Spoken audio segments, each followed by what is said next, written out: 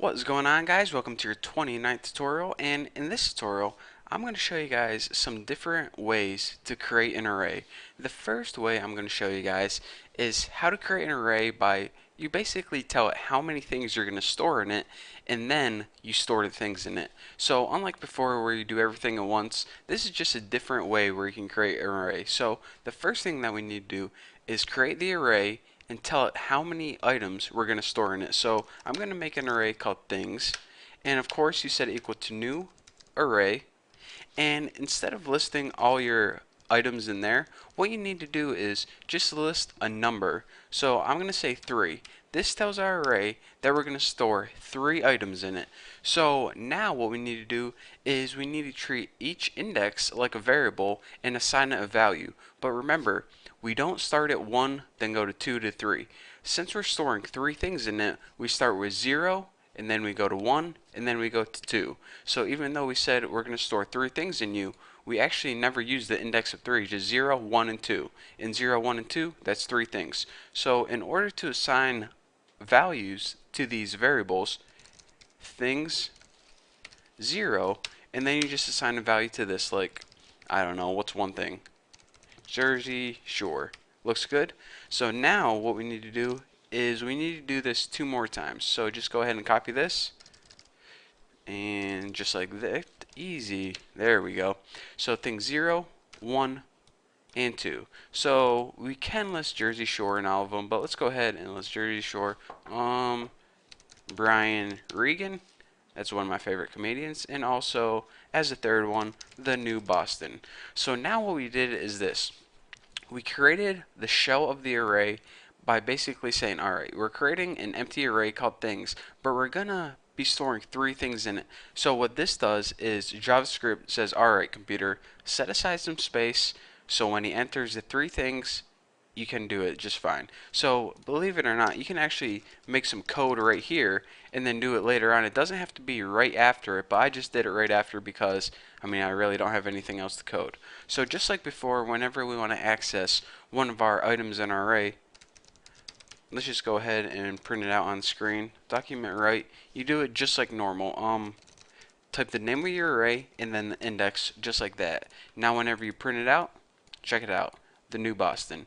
So unlike before, say you wanted to make an array and then you wanted to write some code and then you wanted to assign values to those indexes. This is one alternative way you can do this. And actually later on I'm going to be showing you some programs where you need to do it this way. You don't always have the availability to make an array and list all your items in there right as you create your array. Sometimes you have to wait to, I don't know, maybe the user needs to enter information, or maybe you need to go grab it from a database. So you can't always add all your information in your array as soon as you create it. So that's why I needed to show you guys this.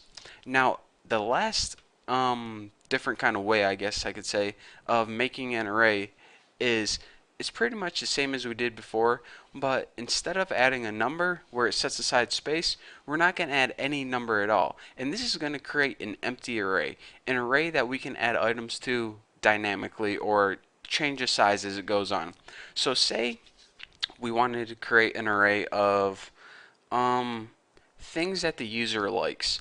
But the thing is, we don't know how many things they're going to put, so we don't know the size of the array right now, and we also can't create an array and list all the items right now because, like I said, we don't know how many things they like, we don't know what they like, so we pretty much just need to create the shell of an array. So in order to do that, here's what you do.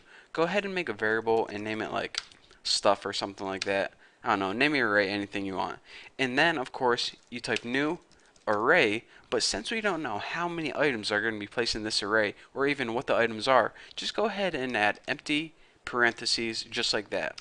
What this does is saying, alright, I'm going to create an array and I'm going to call it stuff, but I'm just going to add elements as you tell me to add them. I'm not going to set aside 4 spaces, and I'm not going to add anything to it by default. I'm pretty much just creating an array right now, so later on whenever you want to use this array, it's available to you. So you can actually, maybe do some random coding. Variable x equals 9. Variable tuna equals 54 or 65 minus 54. and you do all your coding you need to. And then later on, when you say, hey, I actually need to use that array right now, here's what you do. Just go ahead and take whatever index you need to store that value in and store anything you want in it, like Baconator, just like that. Looks pretty good. And then you can do this as many times as you want. So you're not limited to, 4 spots or 3 spots or whatever. You can go ahead and add your items dynamically as you need them. So stuff 1 equals old pumpkins, just like that. So now you can see this is a kind of a different way of making an array. Like I said, this pretty much just creates an array that you can use later on. And then of course, whenever you need to actually use those indexes, you can, just like we have always before, document dot write, and then just go ahead and type the name of your array, which was stuff, and type the index, which was 1, and this should print out old pumpkins on the screen. Check it out, old pumpkins. Pretty cool, huh? So that is how you create an array using the method of assigning space beforehand and also creating an empty array. So now, with all of our information, we know how to create an array 3 different kinds of ways. And you might think, alright, I just use the one whatever works for me, whatever I think is the best. Well, sometimes you can do this, but other times when you're writing a program, you need to use one over the other. It's a lot better too. So keep all of these in mind. Just don't remember one of them and think that you can forget about the other two. So anyways, that's all I have for you right now. So thank you guys for watching. Don't forget to subscribe, and I'll see you next video.